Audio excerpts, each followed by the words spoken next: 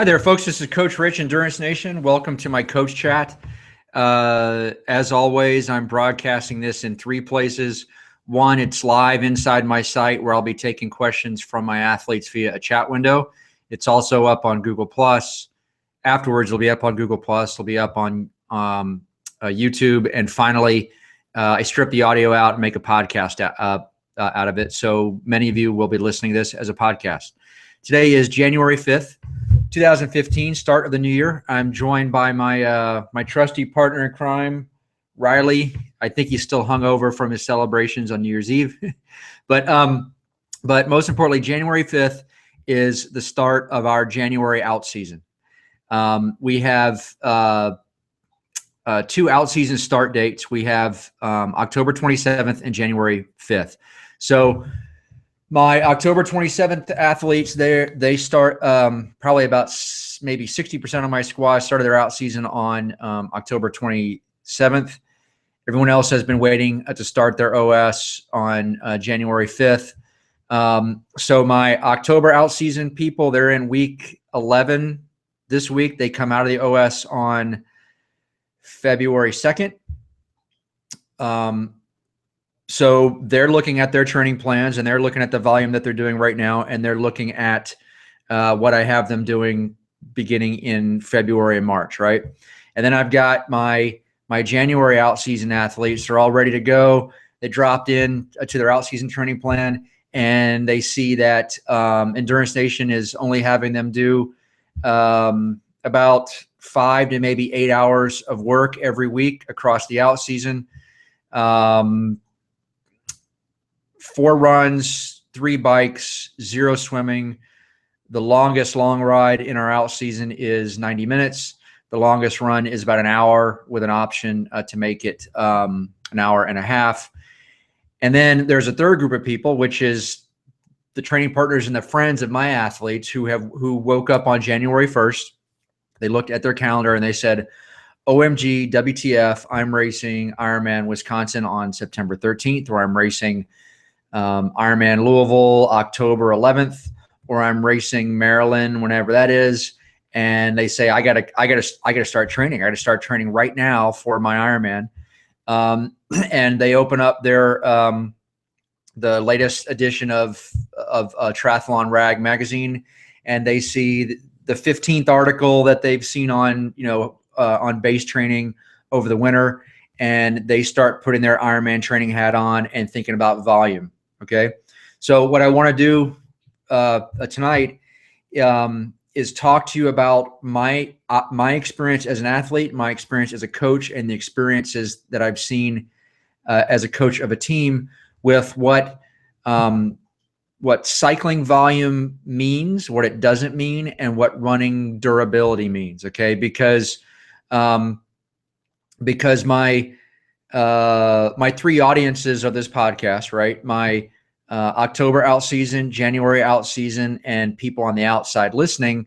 You guys have 3 perceptions or thoughts about this training volume equation. Okay, so let me take you back to the dark ages of Endurance Nation. Let's see, back in 2007 through maybe 2009 or 2010. Or we'll take it back even farther than that, which was 2007. I started doing a training camp for the Tour of California, where we would ride every stage of the tour, leaving 2 to 3 hours ahead of the pro peloton, ride every stage, try to stay away from the pros. And so back then, the Tour of California was in February.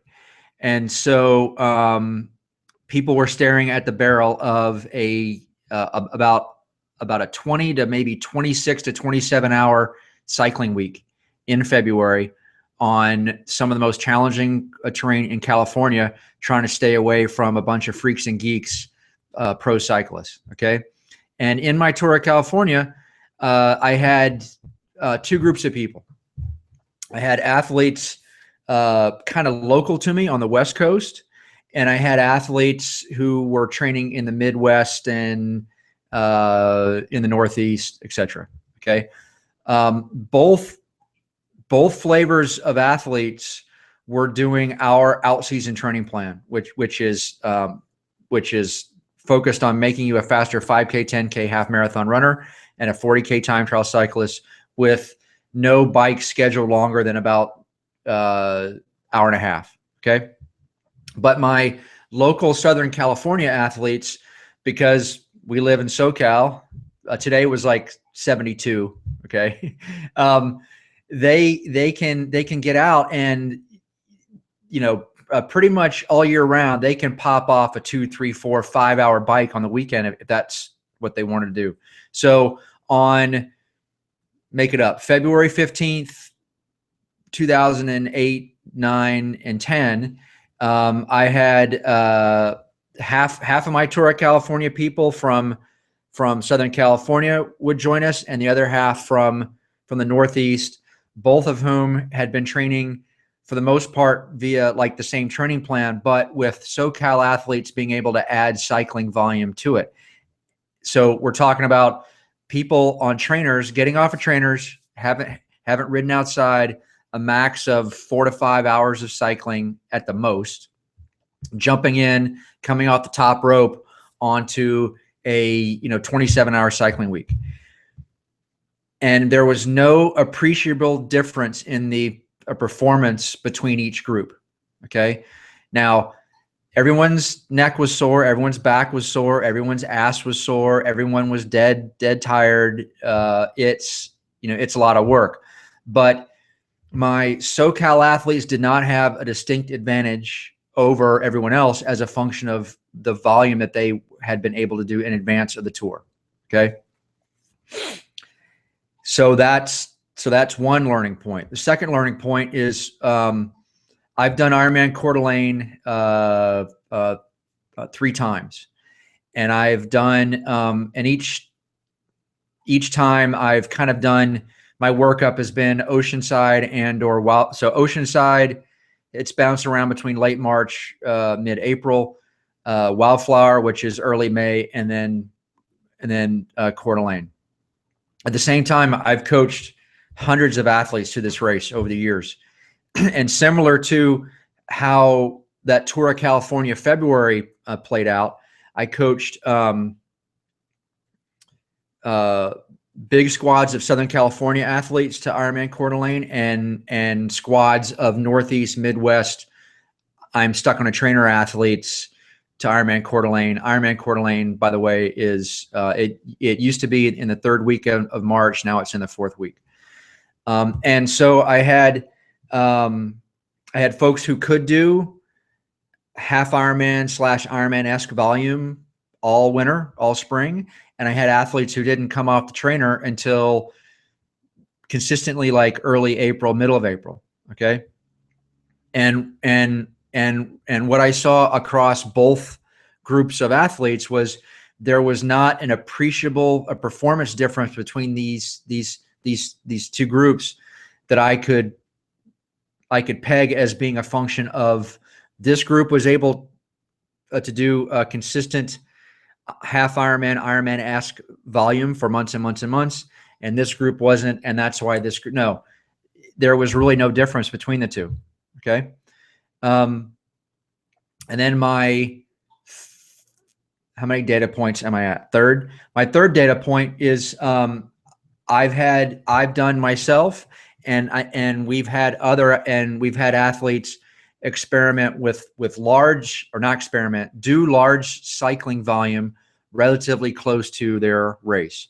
And if you've been listening to the series of season planning and other stuff, podcasts and videos I've been doing lately, you'll know that our golden block for Ironman training is weeks 14 through 18. Okay. With week 15, we have in our training plans, we've scheduled a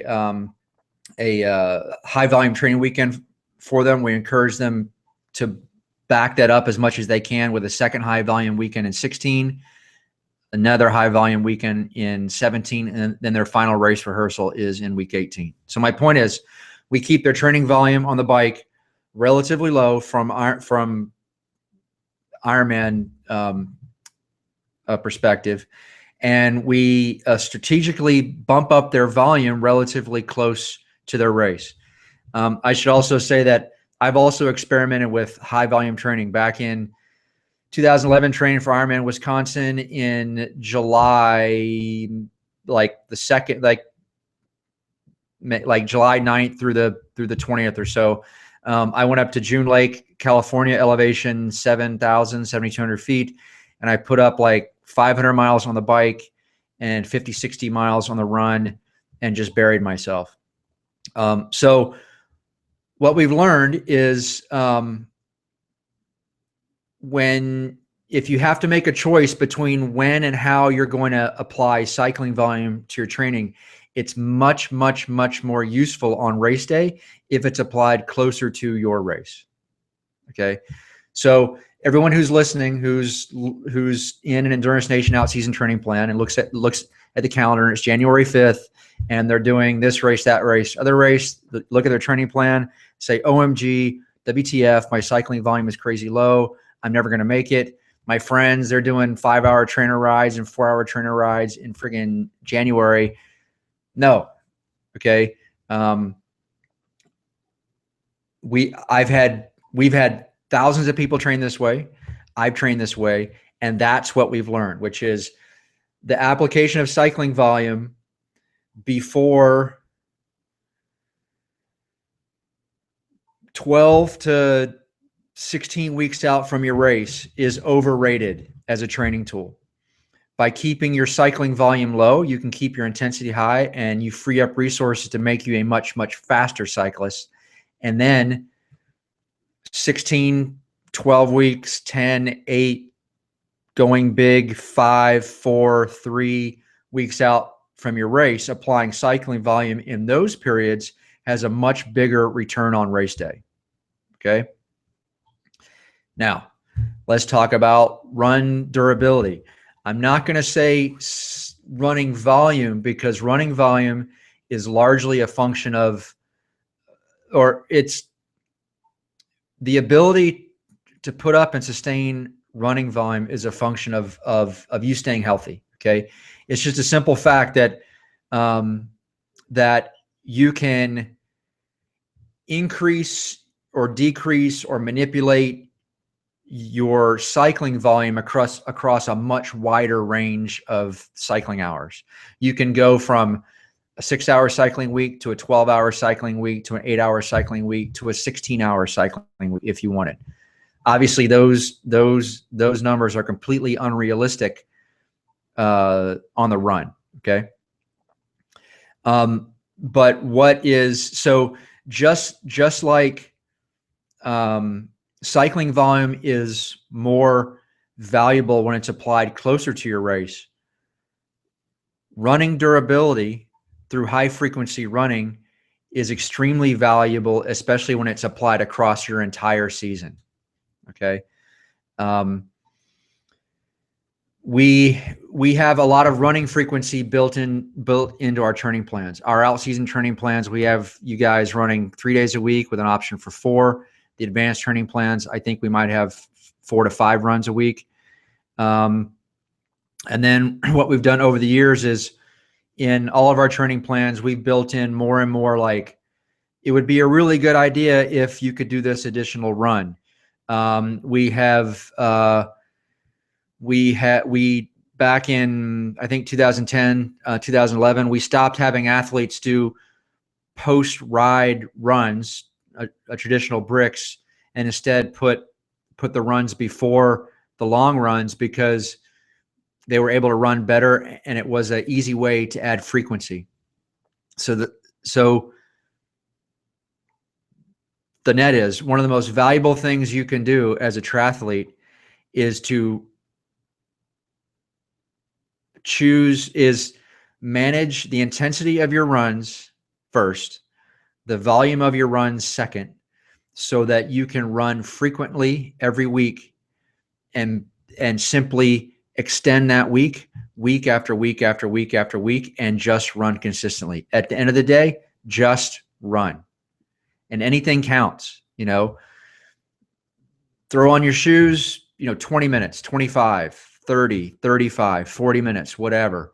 My go-to run is like one block that way. I've got a street that goes from this stop sign to that stop sign is 1 mile. It is relatively flat. I saddle up the pup, take him around the block a couple times, warm up, do 5 or 6 strides, and I do 3 by 1 mile at zone 4, and then I jog home. All in takes me, I think, 37 to 39 minutes. Riley gets a little frustrated because he's just going back and forth on the damn street, and all he knows is that every time Daddy's watch beeps, now it's time to run faster, right? But it doesn't take much. Okay, so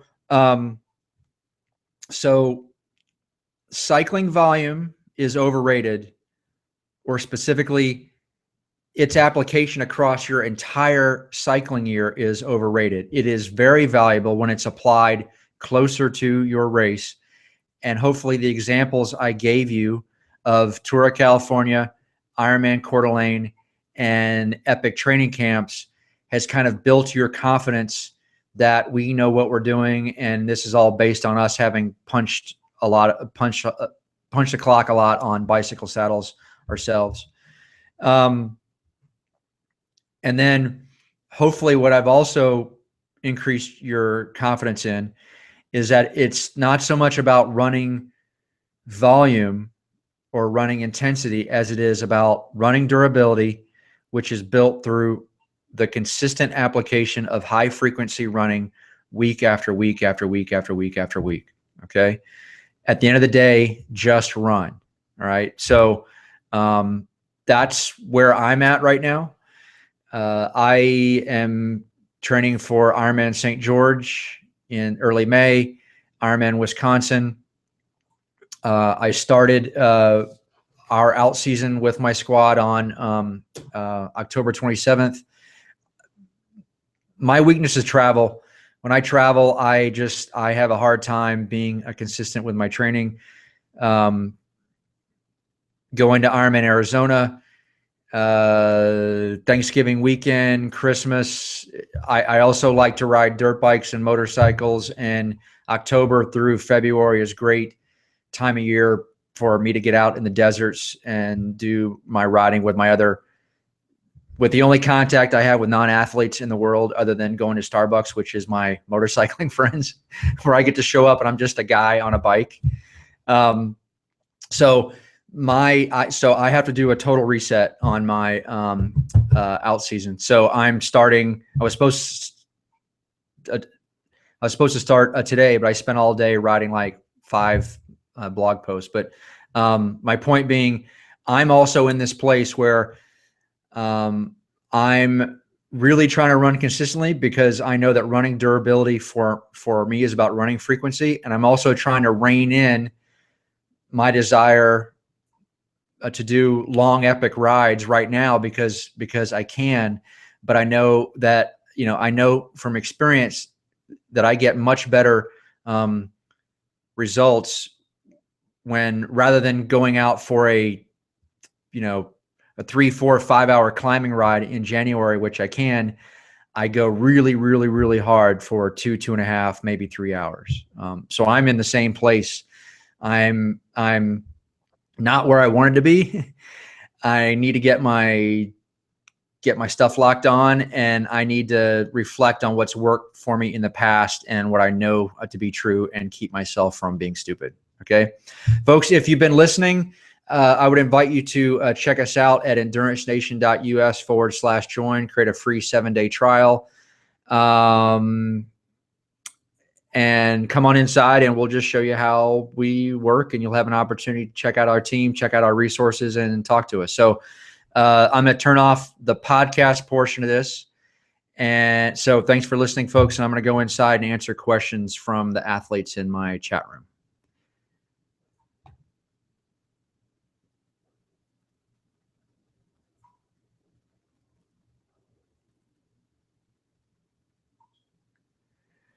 Okay, folks, ask me questions.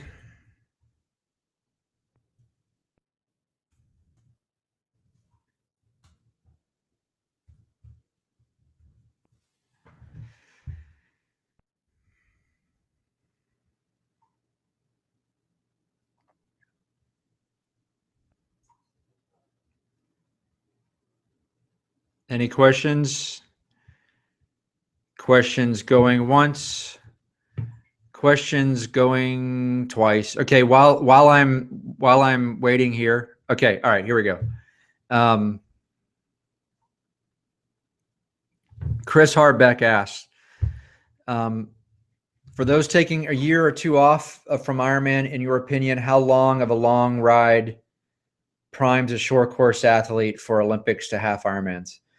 In my experience, the perfect weekend ride, or the perfect long ride for a triathlete, regardless of the distance that they're training for or not training for, and up until around maybe 8 weeks out for a half Ironman athlete, and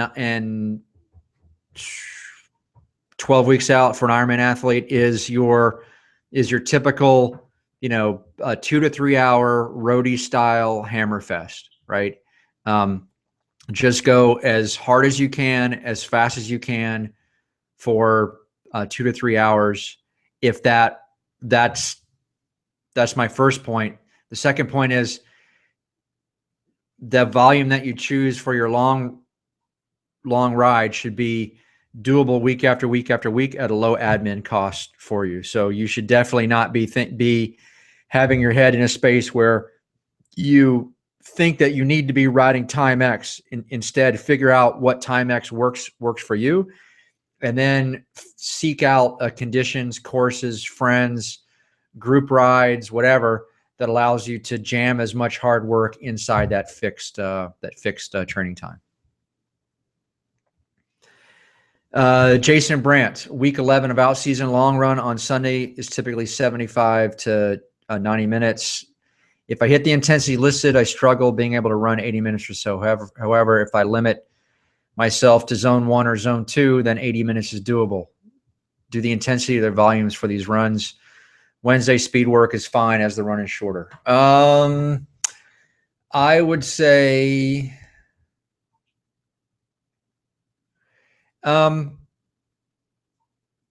if it were me, I would turn the intensity down so that I could have a better 90-minute run. It doesn't seem like it would make a lot of difference, but in my experience, there's an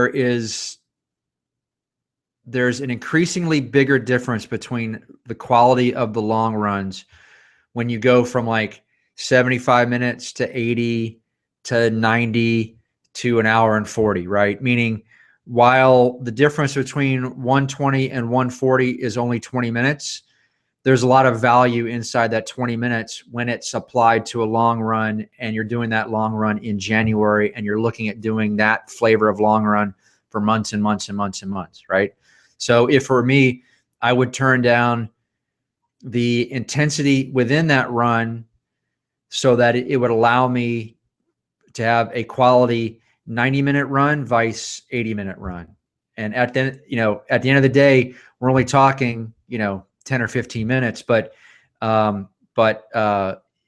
if you can put up week after week after week after week after week of 120 to 140 minute long runs, that's huge. Mike says, you're doing Patrick's Claremont Volume Camp in week 13 of the Ironman training plan.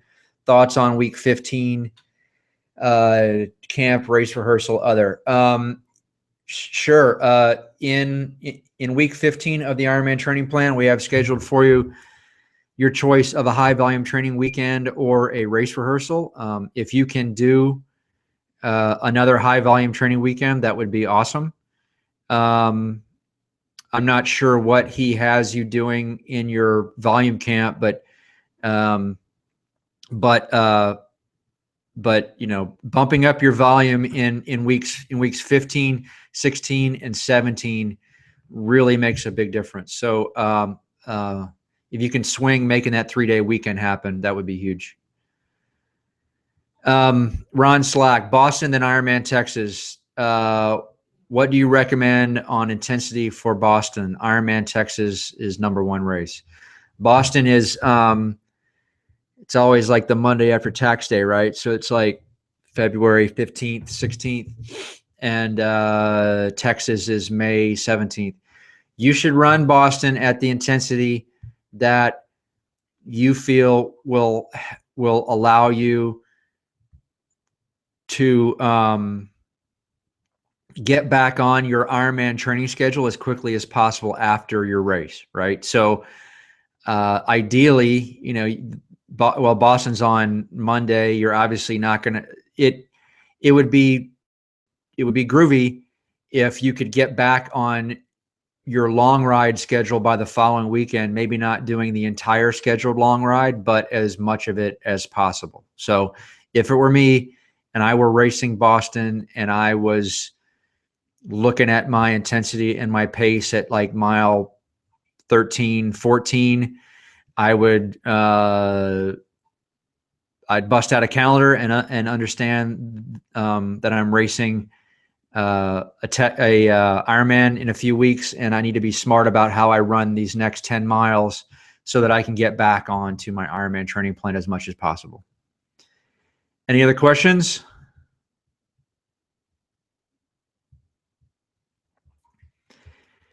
Okay, folks. That's it. I will get this. This will be up in. Here's one more.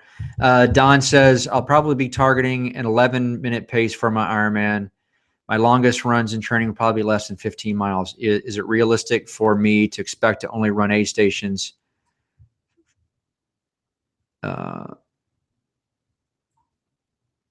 Okay. All right. So,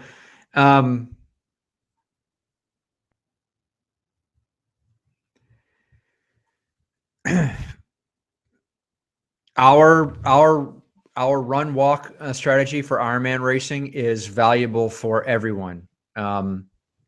So whether you are expect to run 11-minute miles or run 8-minute miles, we've found a lot of value in both groups of people walking, like we said, for 30 seconds at each aid station, because it gives both groups of athletes